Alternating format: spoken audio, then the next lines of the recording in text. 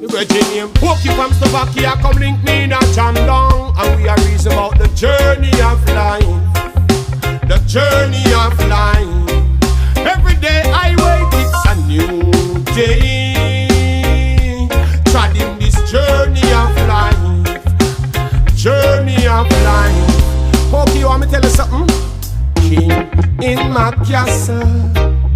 King in my castle, I'm a king in my castle. King in my castle, fighting for survival. Every day I work, I'm fighting for survival. Fighting, fireball, real fireball. In a Babylon we no fear nothing. So hi Anthony. Hi. Nice to meet you. Nice to meet you. Thanks. Thank you for having us. And thanks for coming. You're welcome. So can you start by telling us the story about how you got into music? So music for me, how I get into music was, this is my first passion as a child. Okay. So I was going to school to become an accountant, like do mathematics and all of that. So but I was growing up and my neighbor was a Rasta man. So he always play Peter Touch music every morning, every evening. So it's for something, some energy, some spirit. Got into you from me. him. Yeah, so. And where were you living? I was living in a little parish called Chilani in Jamaica. It's like countryside? Yeah, in the countryside. Okay. So it's like Bob Marley's from Senton and I'm from Chilani, so it's like neighboring parish. Yeah. So you know Kingston and Montego Bay is the big city. Yeah. So in Chilani, that's the same parish that the runner Usain Bolt is from. Yeah. So that's why he tell you eat a lot of yams. And Okay, so you were growing up next to a Rasta community? Yeah. Okay, and this is how I get to start hearing Peter Touch music, and that's what really influenced me to get into reggae music. So start listening to Peter Touch, listening to Bob Marley. It's like you tell yourself as a child, wow, I would like to be like one of these persons when I grow up. And I think that's where the whole culture. So going to school now, I started reading about Marcus Garvey. And there's a book called Philosophy and Opinion of Marcus Garvey. And Marcus started to teach us about finding yourself, knowing who you are, where you're coming from, what you're about. That means you're not just another human being, gain success and gain a career, but then you're not, there's no background. You can't say to somebody, well, my ancestors from Africa. You understand? So Marcus Garvey teaches that if you're white, you should look to Europe. If you're black, you should look to Africa. And when you look to Africa, not just look to Africa, but look for your skepticals. You understand? Look for your God, your king, your tradition, your spiritual connection. So this is what lead me to Rastafari. You understand? So being a person in school now and start to entertain in school, after school, school parties and all of that. So I would say 80% of my encouragement is from my friends. Okay. Growing up in school, they say, no man, do this man, you know, you're gonna be a big artist. And so I would say it's a balance of both, you understand, being obedient and willing to work hard. Because there's a lot of other ways growing up that you think, okay, you could make fast money, you could make some quick money. Oh, yeah, you understand? So it's always good to know that in anything you're gonna do, you have to plan to work hard, and you take a time to really build what you want and grow what you want. So yeah, talent is not the only thing that matters if you want to. Yeah, you understand. And so in Jamaica, you have access to all those books from Marcus Garvey and everybody at school already, or it's like from your? Okay. No, not at school. Okay. Well, that would be great. That would be great. This is part of a lot of the things we sing about. You understand? It's telling our own people. Sometimes you have to teach the kids. So Bob Marley ever sang, said, teach the children the truth. Yeah. You understand? So this is what we are trying to tell the world, is that we're not telling them to go out there, and in order for us to love each other, we have to understand each other. And in order for somebody not to be violent and to be open, they have to be educated. Of course. You understand? Growing up as a youth, you will see the different reaction in an uneducated mind from an educated mind. So there's an uneducated mind who will react ignorant, maybe violently, instantly, but an educated person can overlook, can evaluate and understand. So this is what is important to us in reggae music, and I think that's what makes reggae music strong, because reggae, we're not singing about love between a man and a woman, or a relationship, or I baby, understand? We're trying to get a message, understand? And it's a very important message. We read a lot, not just about our culture as a black man, but everything. We read about European history, Australian history, French, German. So we try to learn about the world itself, where we're coming from as a people, as a human. Yeah. In my observation, I would say when we look at human culture, we're all so similar. And we're all so intertwined, more than we want to accept it. You understand? So we all share. In each culture, we share so much of each other's culture. Because for me, innovation, if you are from Germany and you invent something that can help the world, that's very innovative, like a car, like so, we're going to use it in our culture. We're not going to say, oh, it's just your culture. We're not going to. So this is how we are. We really are all subculture people sharing, and we are human beings trying through experience, failures, errors, trial, success. You understand? Sometimes we succeed, sometimes we don't. But we get up and we try again. You understand? So for me, it is to start to break away those differences. Because people, when we meet each other as people, we intend to linger more on the differences and not on the similarities. And I think that's where there's a lot of mishap within religion and racial discrimination. And because people don't understand that. I'm black, you're white, you're Chinese, you're Japanese, you're Indian, but we need water, we need oxygen, we need food, we all need clothes, we all need shelter. Understand? So what's really different then when we break it all down to being human? So that's the message we're trying to convey, you know? So I'm curious, like because I know some part of the Caribbean, like Martinique, which is, you know, a French island. At school they learn about French history, for example, but they, you know, like the people there, they were slaves so they don't learn from that, Africa, so they don't learn that history. It's the same thing in Jamaica. Oh, okay. We have a British curriculum. If you realize, they tell you Jamaica is an English-speaking country, but then no Jamaican feel like they want to talk English. It's just when you go to school, that's what you learn. And out of English, we create our own language called Patois. So even though we talk Patois, you still don't learn it in school. Up till today. You understand? You don't go to school and a teacher say this is good morning in English and this is Jamaican. No. So you cannot have a degree in Patois or something? No. So it is still looked down on. Like you talk bad. Like a street language. Like a street language, slang. So your parents would say, hey, come out of my house, don't talk like that. You understand? It's now that it's changing, because we have young parents, younger parents, you understand, who also come from the street. You understand? Talk like the street, even though they're educated. But so in the street, to talk proper English is to sound like a punk. You understand? It's not to sound, you know, sound cool. It sound like, what? What do you want?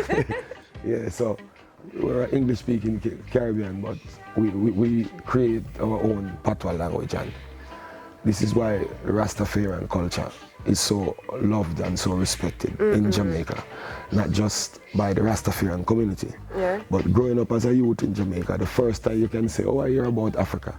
Oh, the first time I hear that I was African. The first time I hear about Marcus Garvey. The first time I hear that, okay, there is a man who fights for freedom. You hear it from the Rasta community. You understand? So Rasta community was like the black man university, the black man primary school. Up till today, you can. So when I was younger, I used to think, where Rasta go to school? Because why they know so much? How they know all of these things? That when you go to school and you ask like a history teacher, they'll be like, no, come out of the class, do not. So you'll be like, whoa. So it is not lie. The Rasta man is lying. It is what he's saying is too strong. So we start to go to library, and this is how we get to learn a few little things away. Because in the libraries, that's why if you listen to the words, you know, it say lie, bury. You have to listen to that word keenly. It didn't say truth, tell. It said lie, bury. So it's a place where all the lies are buried. Okay. So if you want to know what they're lying to you about, research is the only importance.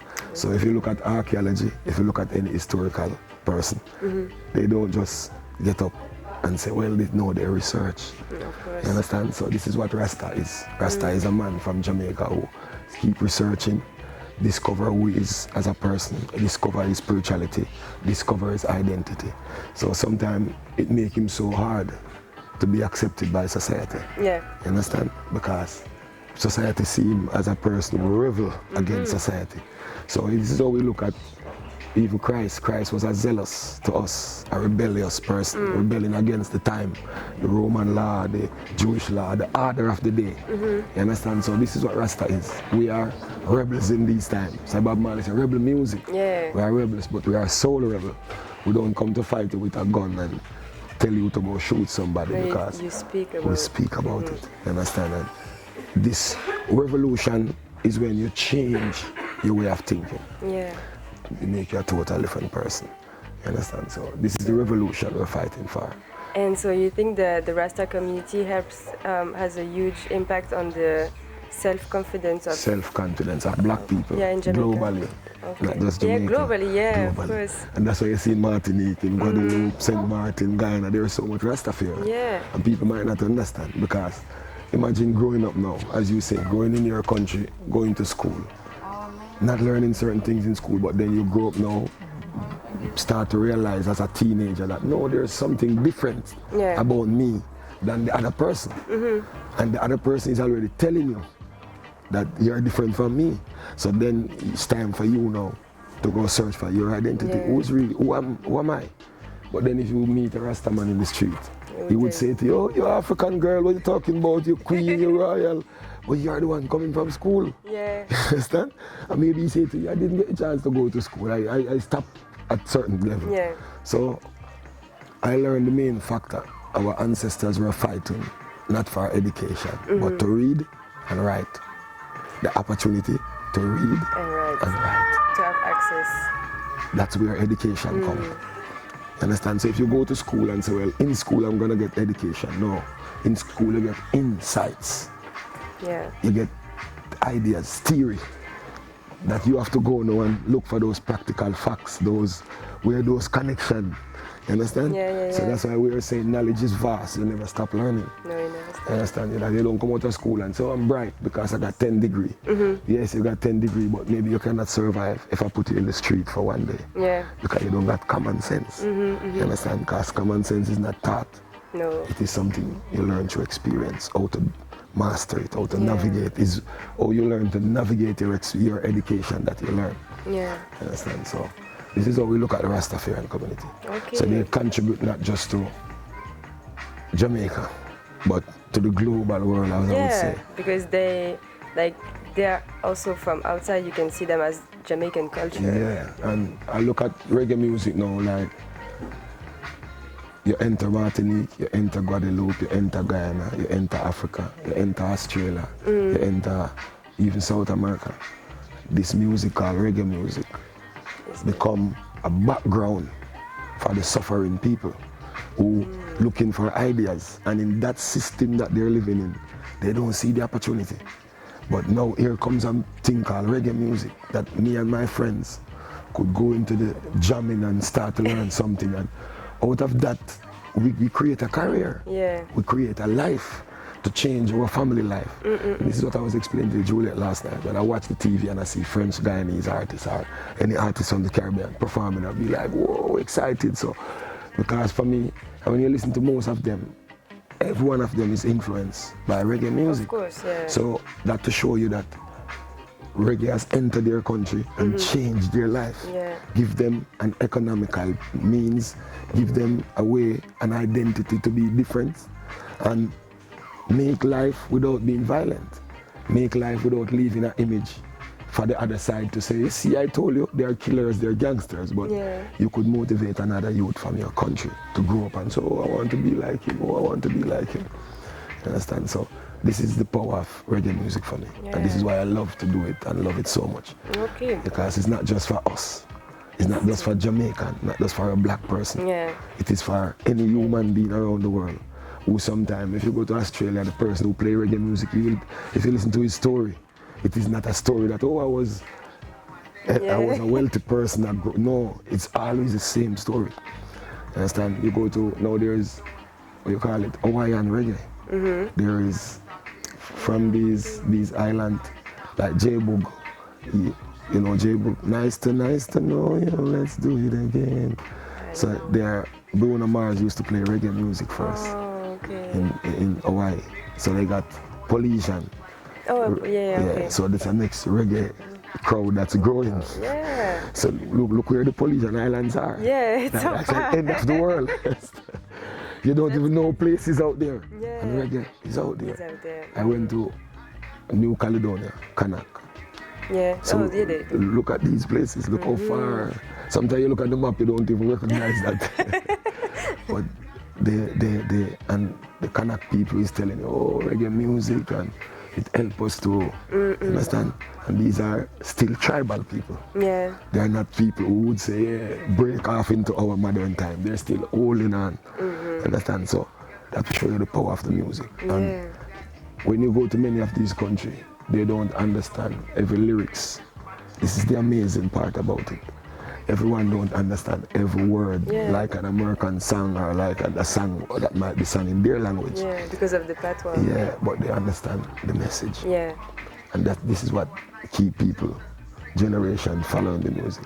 Because you grow up now, oh, I'm into this music, but then being a teenager now you start to recognize there are certain things in the world that you need to play a part in. You need to be a part of humanity, I need to be a part of the environment, I need to be a part.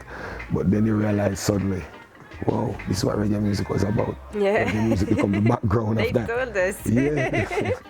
So it's like I was coming through the airport the other day and one of the flight attendants were saying to me, Anthony, boy, you look so good as you don't put on. And I was saying to her, Rasta has been teaching you to eat right. And she said, oh, that's true. Everybody don't want to eat like Rasta. So, you understand, one time you only hear about a Rasta man as a vegan. Yeah. You only hear about a Rasta man as a vegetarian. Now, you don't see anybody that's, oh, you know, I'm a vegan, oh, I'm a vegetarian. What? Yeah. Pretty girl like you, seen so. The consciousness. And that's an awakening of the mind. You understand? So you could say, when I was young and Rasta say, it's I man this, it's I man that. People laugh. And say, oh, Rasta is, now you got iPhone. Oh yeah. You got iPad. Oh wow. You got iCloud. You got iRobot. You got, that's how Bob Marley them used to talk. A man, it's I man stuff, man. It's I man this, is I used to be the first word in the Rasta vocabulary. Okay. Now today, I is a big selling first word. Yeah. But you understand? So this is how I look at, this is what we call prophecies. Small prophecies. Little things that will show you that your word is not being wasted. Yeah. You understand? Because you show it there and 10, 20 years after you can see where it even become commercialized. Yeah.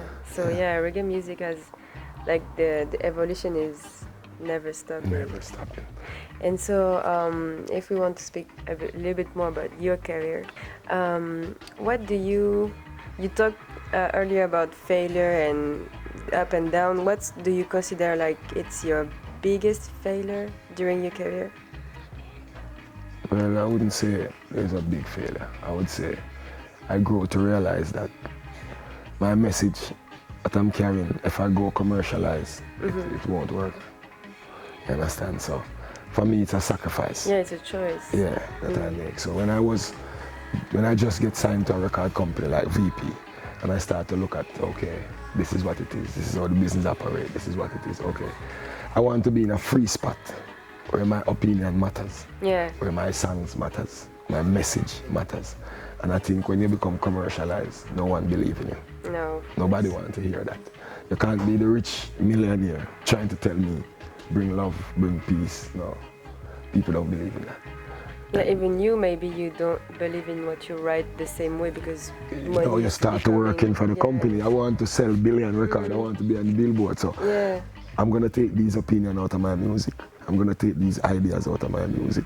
I want my music to be, understand? And when you have a strong message, you're not going to get a commercial push. You understand? So I used to say to myself, say, oh, it's a mistake. Many times, that's where the failure comes sometimes. But then when you observe and see 10 years and see this is a person that get every commercial attention. This is a person that get every commercial marketing. Sing the way they want them to sing. Yeah. But then this is 10 years after. He don't have the career I have. Yeah, he might be successful and rich, but he don't have a career like I have. People don't believe in him. Yeah. Understand? I say watching Jamaica where he could go and hold a mic and the whole crowd be like, oh, good night. Yeah. But he's the richest artist and he's the most successful artist. But not even his own people want to hear what he got to say. So that's where I start to get strength and say, okay, I'll make the right decision. Yeah, You understand? so no failure. So that's how I look at it. So when I go back and read Bob Marley bio, you understand, it gives me strength because it shows you where, if you look at Bob Marley's career in his time, there was no success. The success was Elvis Presley, YouTube, Rolling Stone. These were all the artists who was the artists of Bob Marley era. Yeah. But 30 years pass. Yeah, he's the Bob Marley is the artist biggest. after lifetime. Yeah. You understand? Today when you say to a child, Elvis Presley, they say, oh, Elvis Presley, you have to explain, oh, he's a rock and roll singer. You understand? In Bob Marley time, you could never compare Bob Marley to an Elvis Presley. Elvis Presley was like the god. You understand? Yeah. But today, what is his influence on us? None. Yeah. He's the biggest commercial success. Yeah, he's the biggest. You understand? But what is this? He leave no influence on us. You understand? So this is how I look at it. There's many rappers in music who come and sell billion record. Today you say, oh, I don't even want to go to a show. I don't want to see him. Okay. You understand? So you can have this great commercial success by the saying stupid things. But then I want a meaningful life. Yeah. That's why I tell you, my role model is Peter Tosh and Bob Marley. You understand? So when you look at who in my back of my mind, I would like to know 30 years from now, the Anthony B music grow. Not fade away. Yeah. You understand? Okay. Yeah. So I think you're gonna go for it. You're gonna have it. gift. And so at what age, like when did you start doing music? Like it's my job now, it's what I do, it's what I would do for a living? I would say I made that decision at 16. 16? 16 years. Okay. So Yeah, you had to God. quit school and everything? No, yeah, and I didn't really quit, but in my final years, we get into some rude boy stuff. Okay. Yes, I was in school and we used to play cricket. You understand? So we got our cricket team, Yeah. and there's another cricket team from another rival school. Okay. So we grew up.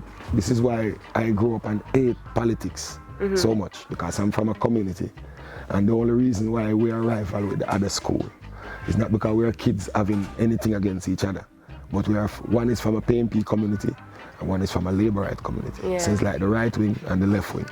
So we grow up now. That same tension lingers.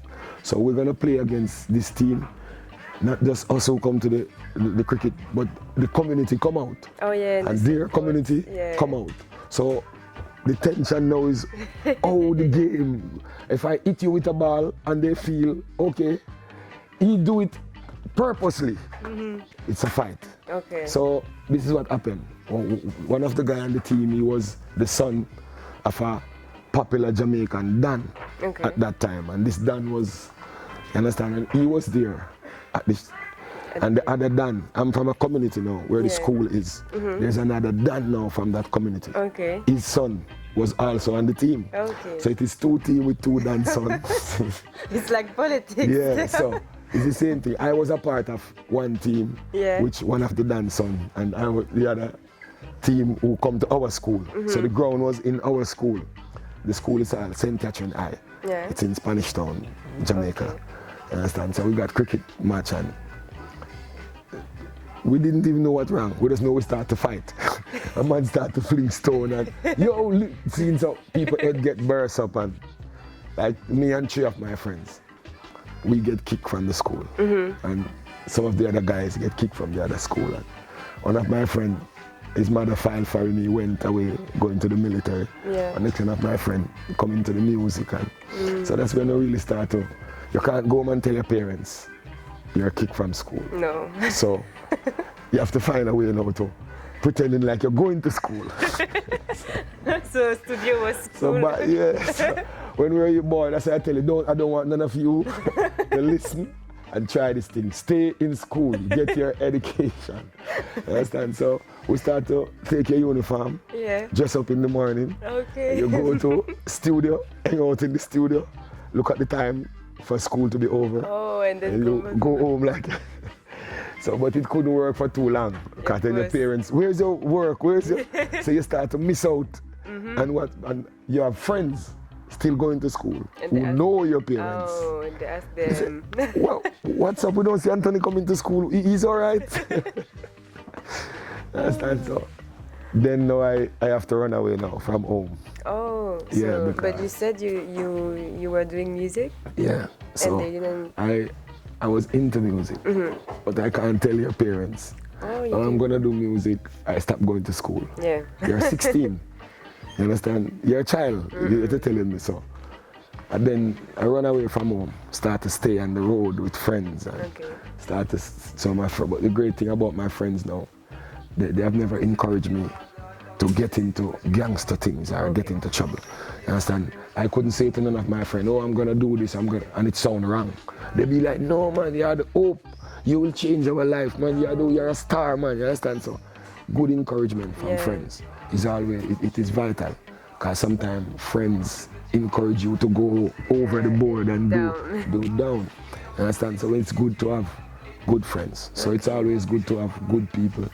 And don't be scared to take criticism, man. Because there's good one and there's bad one. There's some to help you and there's some to help you fail.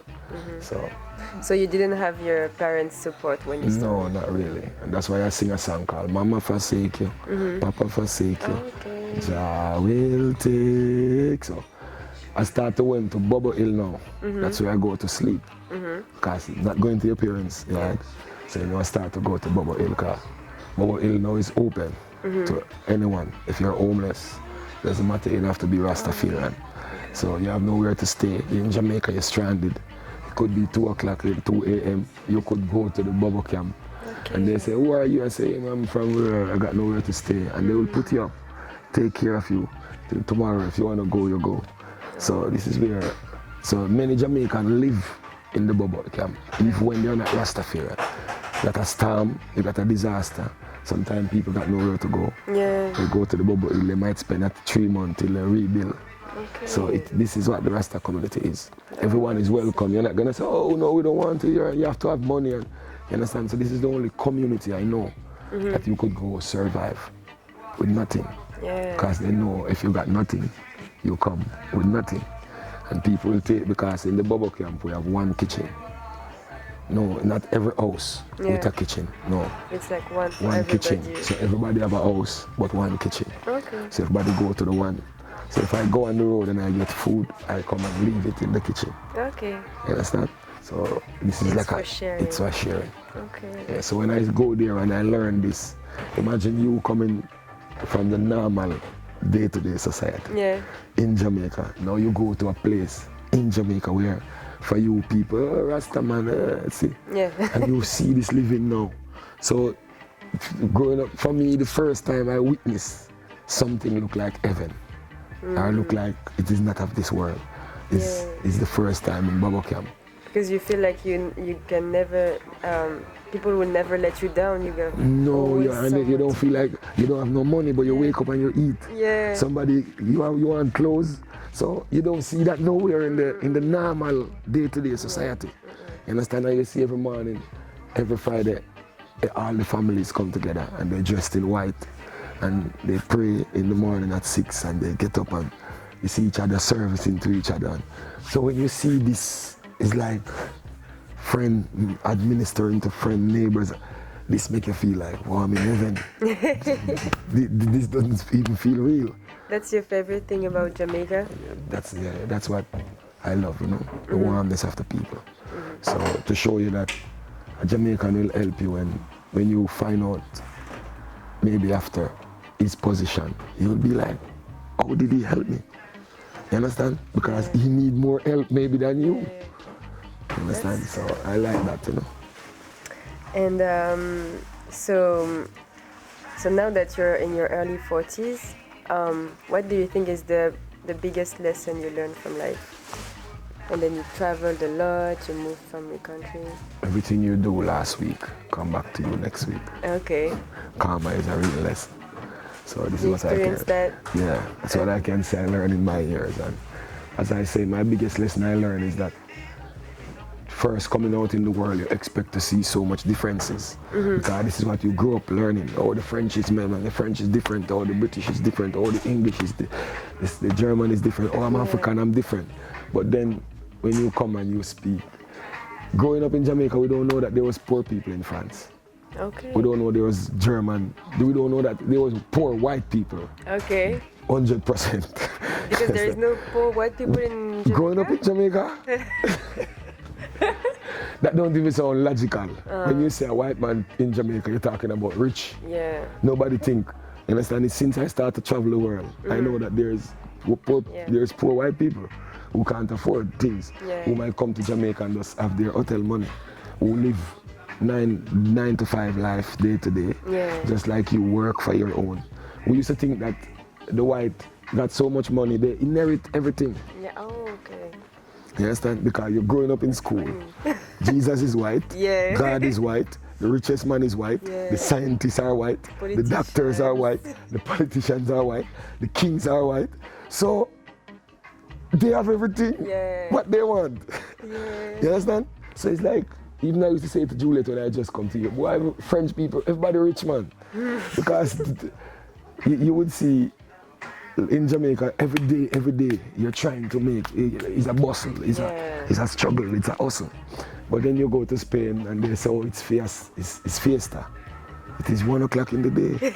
Everywhere is closed. Everybody's gone home to relax. So looking at this coming from the Caribbean, it's like, so they're billionaires because they don't even want to work. Okay, that's so funny. You understand? But then you grow to, oh, it's their culture. This is how their culture operates. And you understand? So this is what, so traveling, it have its moment where it make you go, wow. And then, okay. That's how people live, Yeah, so learning about India, you hear that there's so much gods in India. You go to India, you realize, okay, it's deity. There is really one God, the Brahma, and everything else is what we call energy, or what we call avatar in the modern time. Yeah. You understand? So this is what the greatest thing to travel. It's not just to judge by a book or by somebody else's experience. Because who is the person that really write that book in your country about that country? Is it somebody from that country? Or is it somebody from this country? Is it somebody who ate somebody because of race? Is it somebody who ate somebody because of spirituality? Religious belief? What is it? You understand? So that's why experience is good. Because then you might read a travel book about France.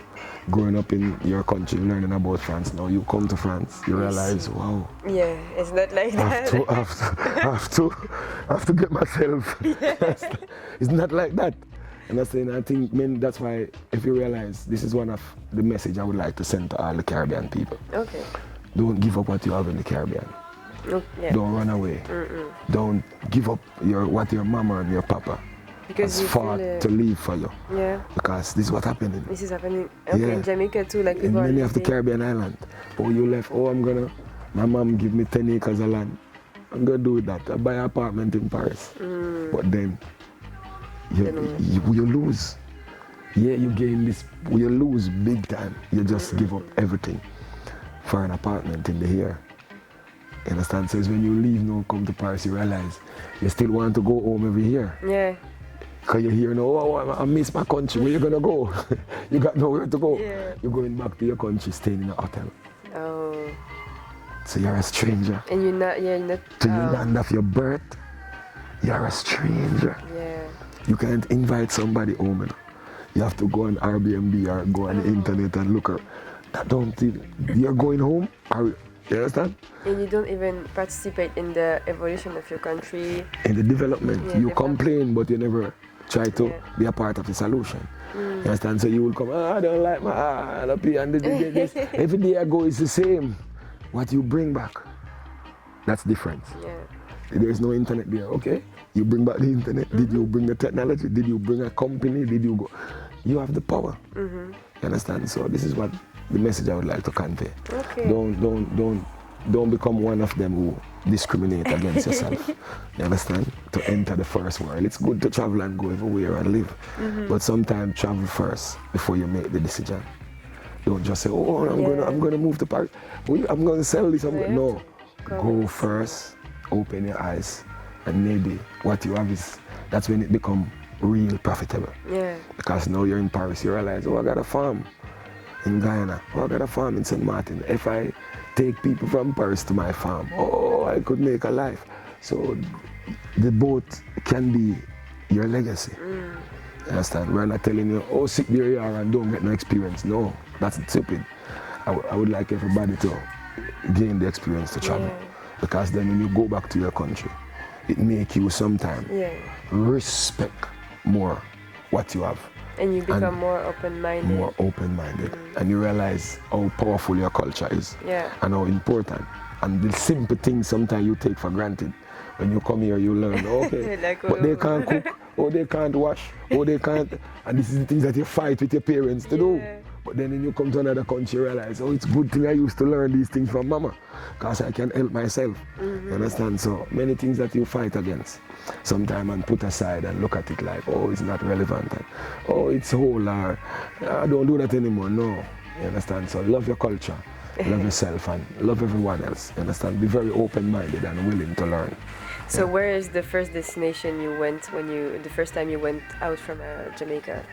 My first trip was into Antigua. Antigua? Yeah, and then the second time was in Miami. And what old were you first time? It's like 17, 18. 17, okay. Yeah, so it was for music? Yeah, my first flight. Oh. First time I go on a plane is for music. Okay. And every time I go on a plane is for music. For music? I've never get a visitor's visa in my entire life. Oh. I've never have a visa mark visitor in no country. No, not even the US thinking about it. I've never have a visitor visa. So you're working too much. All my visa. Every visa is work, you know. But I give thanks, you know, because to have a career going for so long, this is more than a dream. Oh, you understand? So when you come into music, you say, okay, I'm gonna break, I'm gonna make a life, I'm gonna make a career, but no one can put a time limit on that career or on that success. You don't know how long the sustenance will be. So to have a career going for 20 years and still growing, that I'm grateful, I'm more than thankful. You understand? Because many names come into music and disappear. I see people come, boom, platinum, and you're waiting on their album, waiting on their next album, and you be like, well, is he dead? Is he something wrong? You understand? So that's how, because there was an artist from Trinidad. Oh yeah. Trinidad James. Okay. Gold in my mouth. He's the one who come out with this new hip-hop flow that's going on now. The first time I hear this flow, that's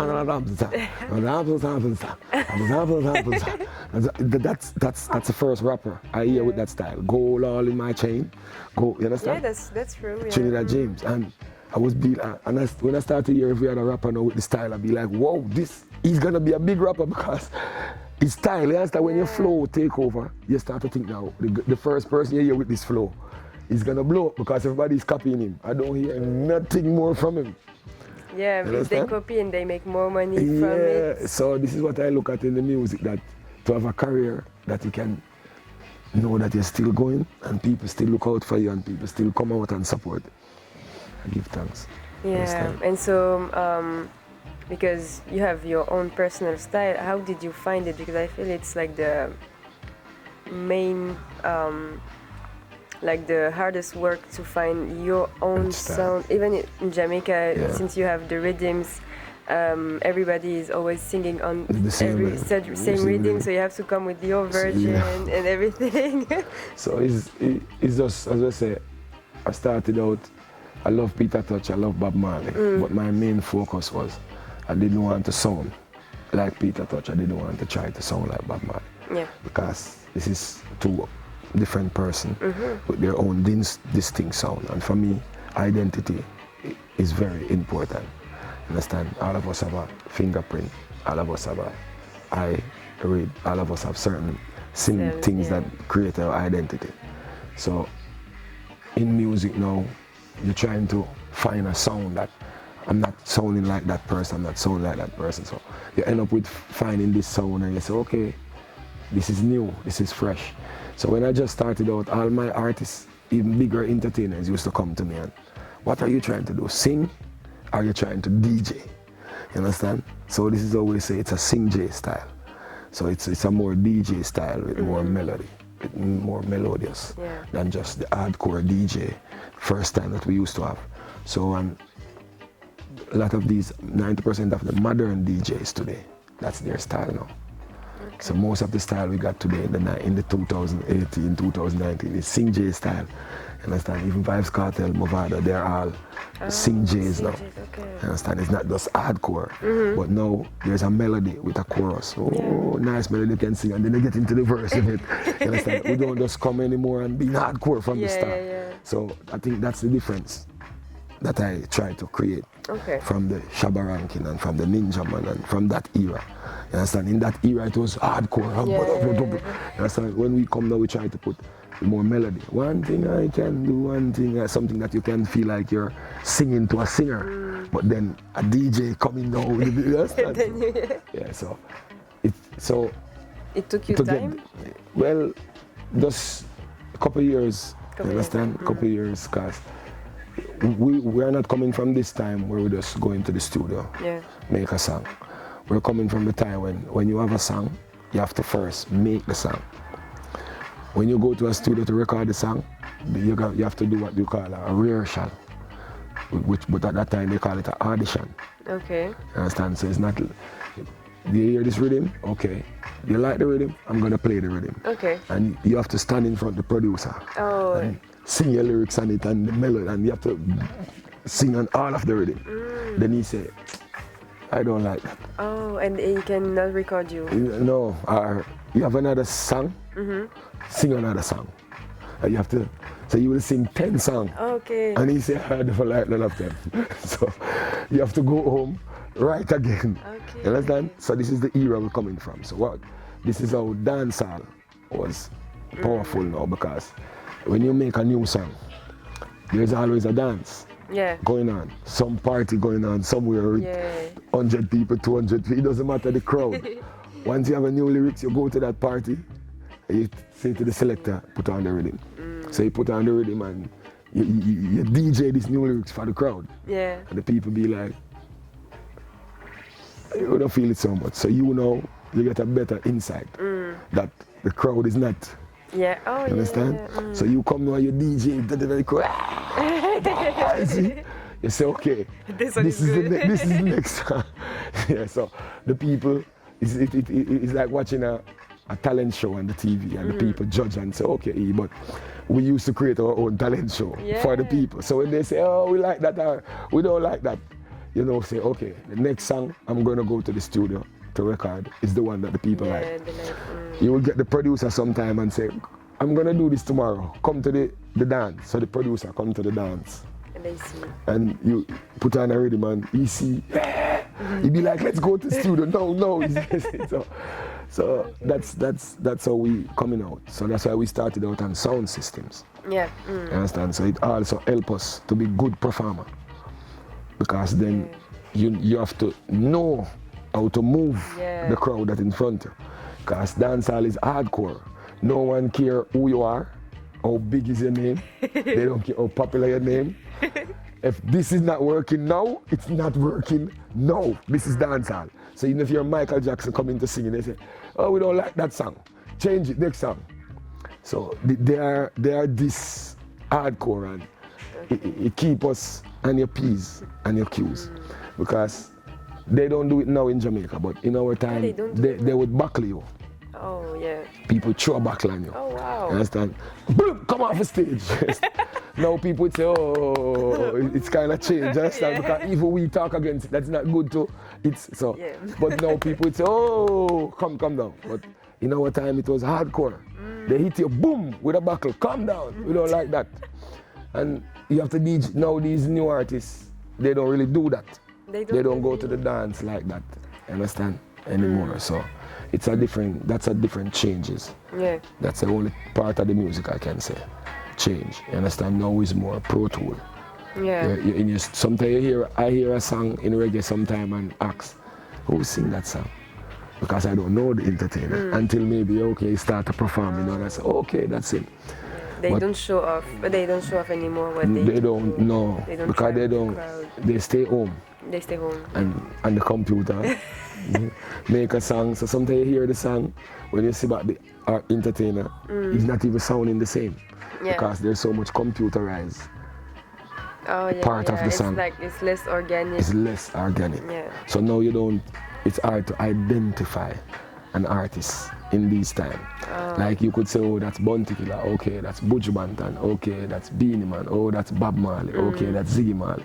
Now it's hard to say that's, you have to ask somebody who sing that song. And they say, okay, it's a new youth, because say you hear a Vybz Kartel song, then you hear 10 songs, and the next 10 songs, they're sounding like Vybz Kartel too. Yeah.